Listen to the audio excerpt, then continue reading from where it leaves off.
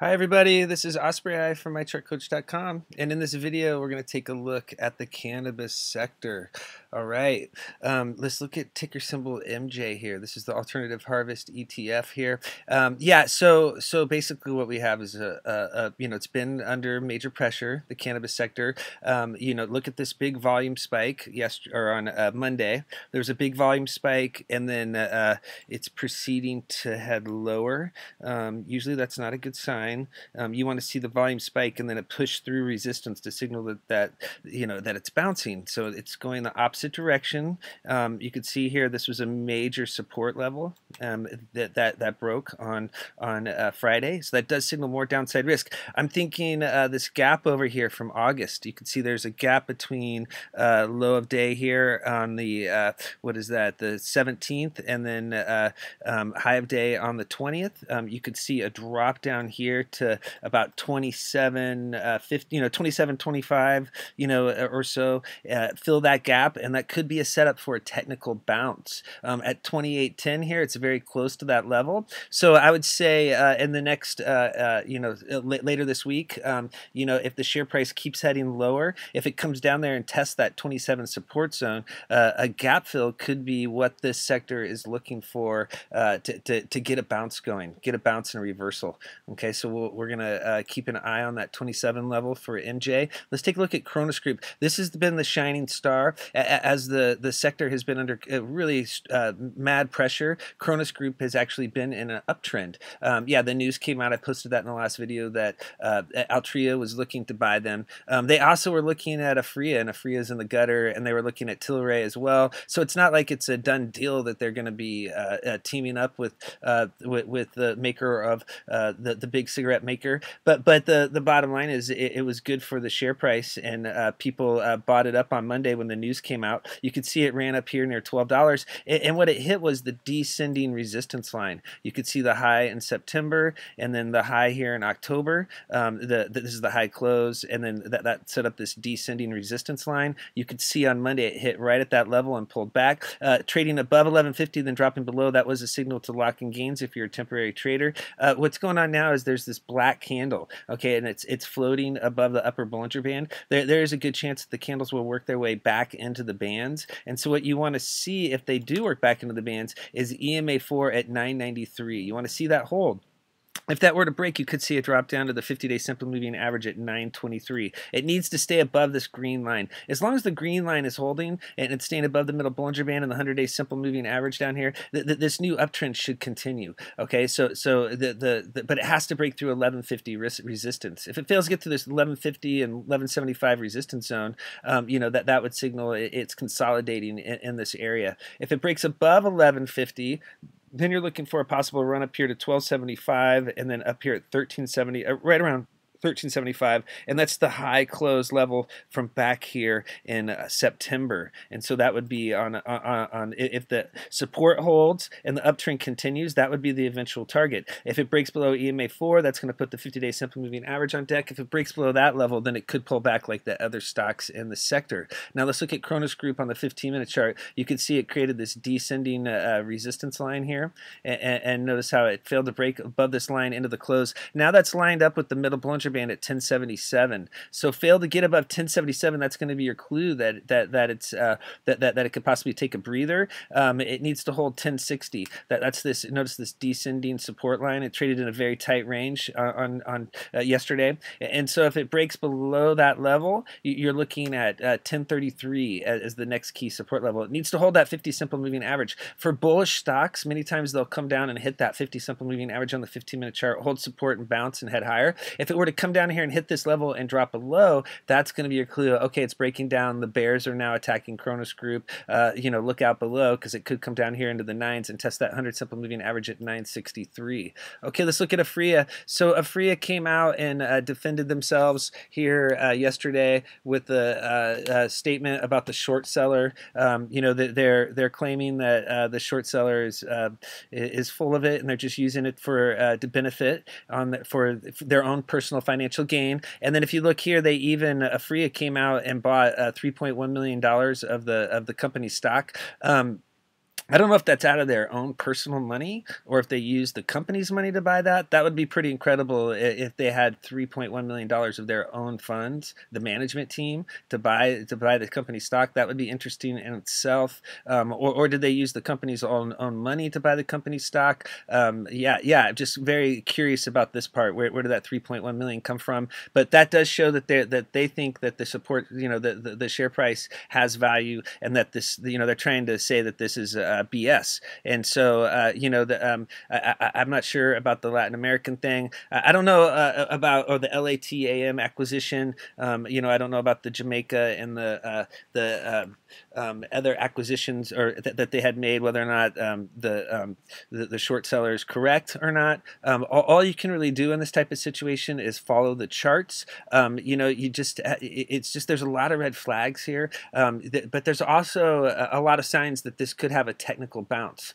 Okay, so let's talk about how could this bounce. All right, well, look at RSI here. Okay, so it's below the blue line here. That's 30. 30 on RSI is oversold. So hitting down here at 22.9, okay, this is where it bounced off of back here when it was beaten up. Let's see, where's this at? Right down here. Okay, so when it got driven down really hard back in March and April, this is where it found support, and then it ended up having a technical bounce. Hitting this level on RSI does signal that it's temporarily oversold. It's at extreme oversold levels. Now it could stay pegged, like it stayed pegged above 70 for a little while if the bears remain strong. But it is setting it up for a possible technical bounce in the near future, and this would be a dead cat bounce. Okay, this would be a dead cat type of bounce. And what are dead cats? They're dead. So when they bounce, they fall back down to the ground. Okay, so that's what a dead cat bounce is, and that's what you'd be looking for here. I wouldn't, with this negativity that's out right now, I wouldn't expect a sustained bounce. I think it would bounce likely back to resistance and then remain under pressure or sideways. You could see when it had the big pullback here, it stayed in a tight range for a considerable period of time earlier in the year.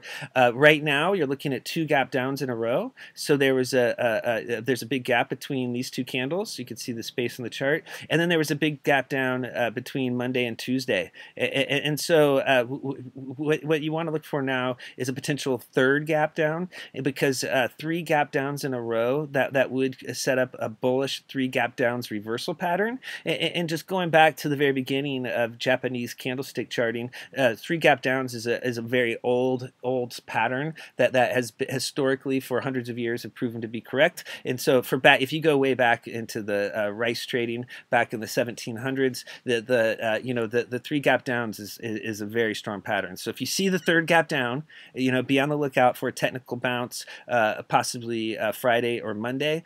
So we'll have to see. This candle is forming below the lower Bollinger Band. You can see it's well below the lower Bollinger Band, and so the candles could work their way back into the bands. It's going to have to get above that bottom of the gap. On a big bounce, what you're looking for is a move back up to EMA 4 at 616. That many times dead cats will bounce back, hit EMA 4, and they will top out. Also, if it came up and it filled the gap between these two candles, hitting the top of the gap could be another resistance level. Okay, if we look here at APHA on the weekly chart, you could see here.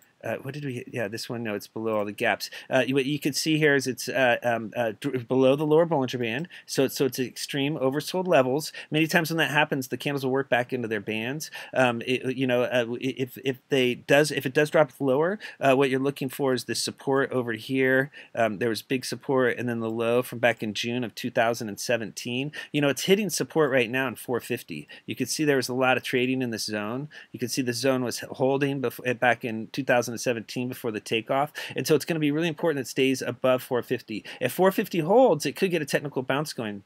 If it breaks below 450, it could come down here and drop below 4 and test these lower support levels.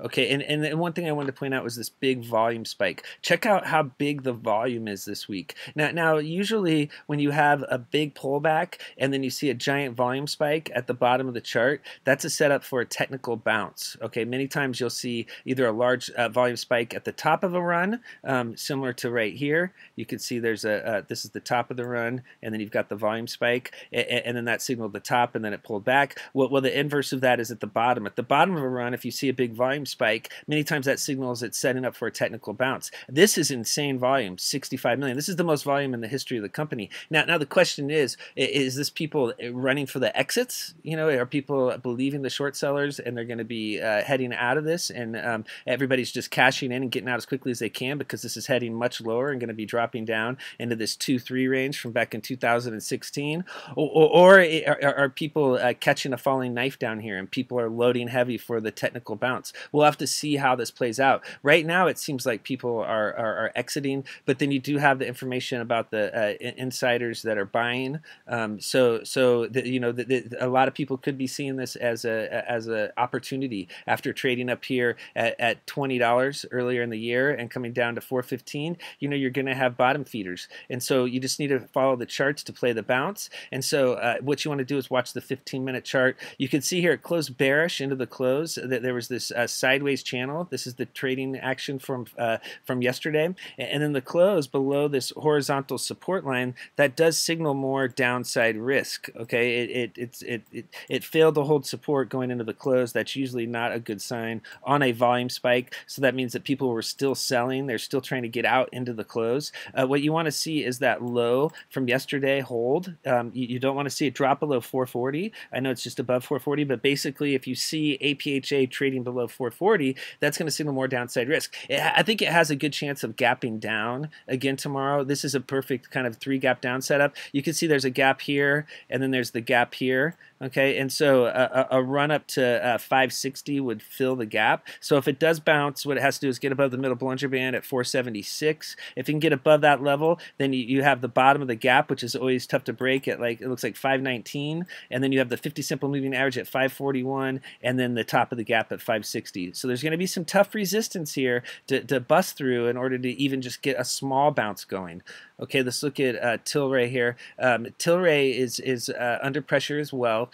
You could see RSI, though, this is the thing, RSI is at 43. So, I mean, it's got a long ways to go until that oversold level. And in my mind, that means that the bears can still push this thing lower. It's not like it's down there. You know, APHA is below 30 on RSI. It's at extreme oversold levels. At 43 here, it's not even oversold. It's just, it's in no man's land right now. You want to see, if you're a bull, you want to see RSI above 50. Okay, below 50, it signals that you know, the bears have been attacking. It's not a bullish chart right now. What it needs to hold this is the lowest level in the history of the company for RSI, and so you could possibly see a technical bounce off that level. Now on the bright side, you do have Fasto at 830 here, and that is an extreme oversold level on Fasto. And so are they going to keep Fasto pegged below 20 like they did right here, or is it going to snap back and get back above 20 like it did right here?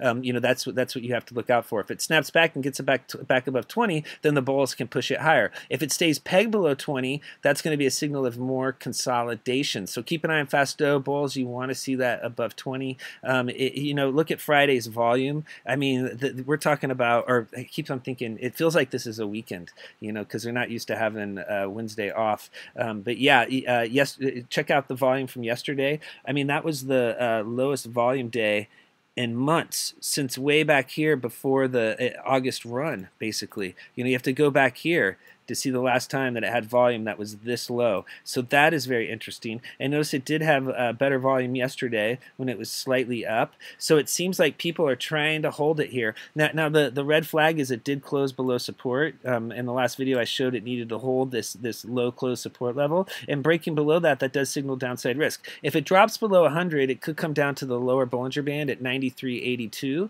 and test the purple line. And if it comes down there, it's likely to test this low close support zone at 90. It feels like it wants to go to 90. That's what it looks like. I mean, it needs some kind of catalyst here to push higher, but it just looks like it wants to come down here and test this 90 support zone. We'll have to see. Now you'll know if it's heating up if it gets back above the EMA4 at 103.36. If it can close above that level, that'll be the clue that it's heating up. And then for a real sustained bounce, for something more than a minor 1 or 2 day move, what it needs to do is break this descending resistance line. Notice Notice how this has been resistance here. So and notice how that's lining up with the dotted purple line. That is the middle Bollinger Band at 110, 110.36. And so once you see it trading above 110, 111, that should be a good clue. Okay, yeah, this is really happening. This is heading higher. That would be a 10%, 11% move from the current level. Okay, let's look at ACB here, Aurora Cannabis. Yeah, it has RSI at 35.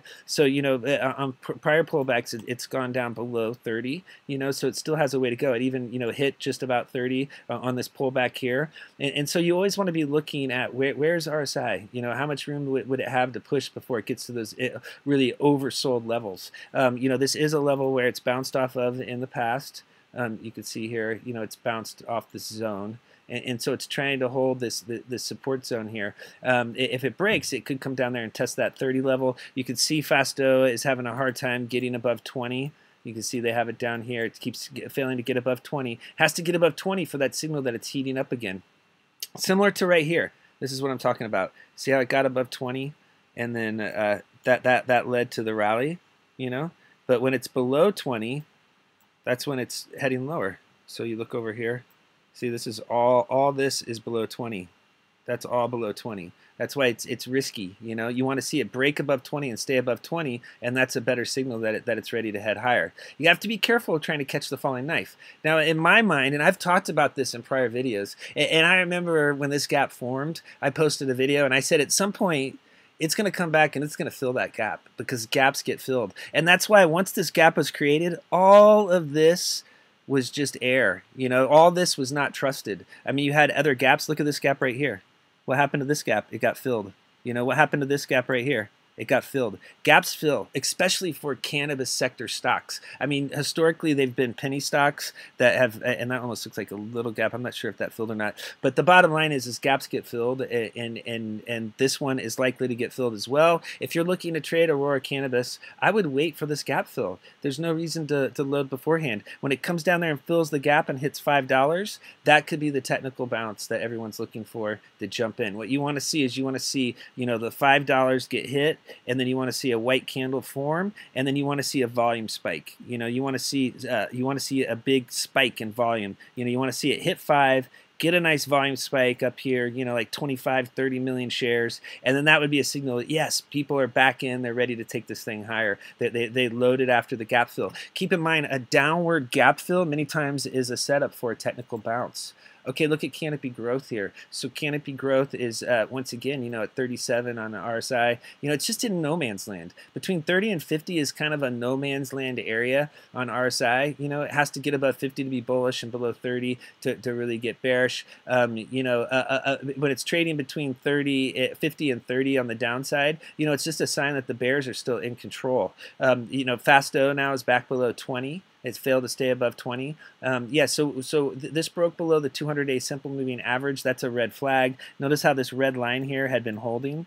You can see all the candles were hitting that. Dropping back below is a red flag, and it also closed below the low closes here.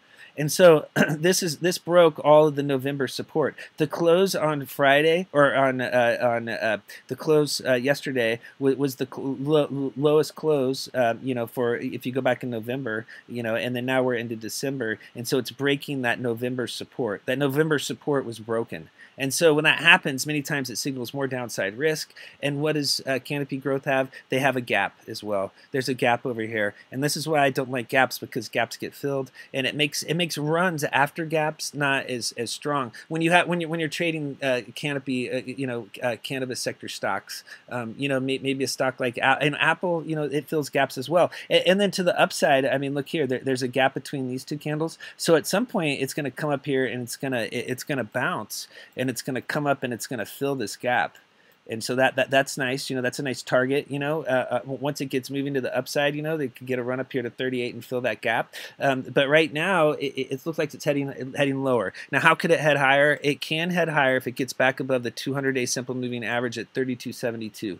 If you start seeing it trading above that level, then it could, it's still trying to hold that support. And then once it gets above EMA 13 at 33.81, that'll be the clue that it's starting to push higher again, similar to the bounce back here in October. If the 200 200-day simple moving average remains resistance. It breaks below 31 support. I would look for a drop down to 29.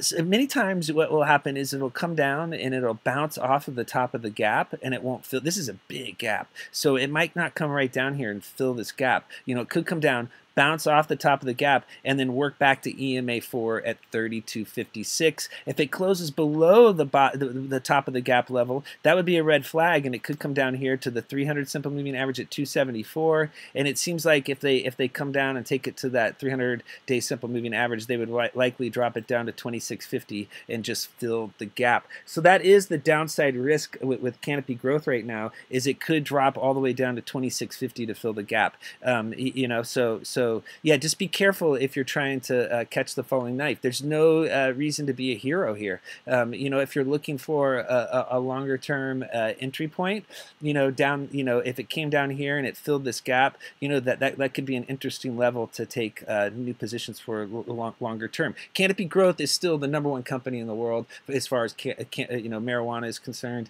This is the top dog. If you're going to invest in the sector, this is the safest way to do it. They are not short of cash. You know, they are partners with Constellation Brands, who's a 40% owner of Canopy Growth, and so this is the most solid play in the cannabis sector. And so you know, Canopy Growth is the leader. And if Canopy Growth is under pressure and heading lower, there's no way the whole sector can get moving higher. It's similar to, you know, the top technology stocks. You know, they have to be going higher for the technology sector to be going higher. If the top marijuana companies are heading lower, the whole sector is going to be heading lower. That's just the way it works. You'll have individual stocks that are moving, but you know, the general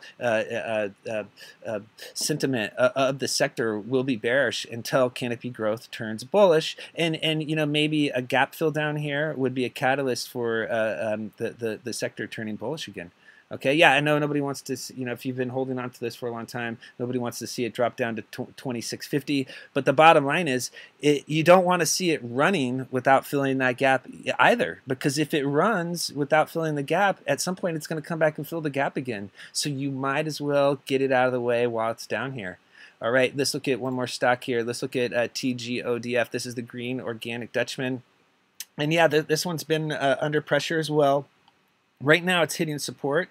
You can see it's hitting the November support level. See the low close? It closed right at that level. It needs to hold this 220 support zone. If it were to drop below, it could come down here to $2 and test the open over here on back here in the second trading day of November, or it could come down and test that lower Bollinger Band at 193. You know, this $190 to $2 range will be on deck if it fails to stay above 221. Right now, candles are forming below EMAs 4, 8, and 13. That signals downside risk. You don't want to be long when candles are forming below those levels. You want to go long when the candles are above. You can see they broke above and then it had a nice run, but then once it drops back below right here, it signals downside risk. And so if you want to play this thing, you know, once it gets back above this, notice the descending resistance line is lined up with EMA 13 at 248. Once it gets above 248, that should be your signal that it's ready to head higher, and then it'll need to turn the middle Bollinger Band at 264 into support to get a new uptrend going. It tried to do that at the beginning of November, but the middle Bollinger Band failed to hold and the downtrend continued.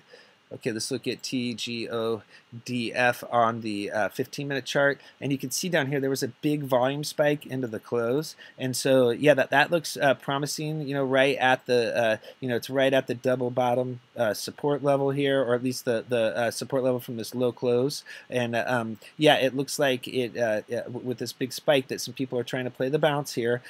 So keep an eye on 217. You do not want it dropping below that level. Below 217 would signal downside risk, and above 224 is going to signal upside potential. If it breaks above 224, look for a possible run up to the 50 simple moving average at 235. All right, thanks for viewing this video. If you'd like to learn more about charts and technical analysis, please come check out the chat. Thank you.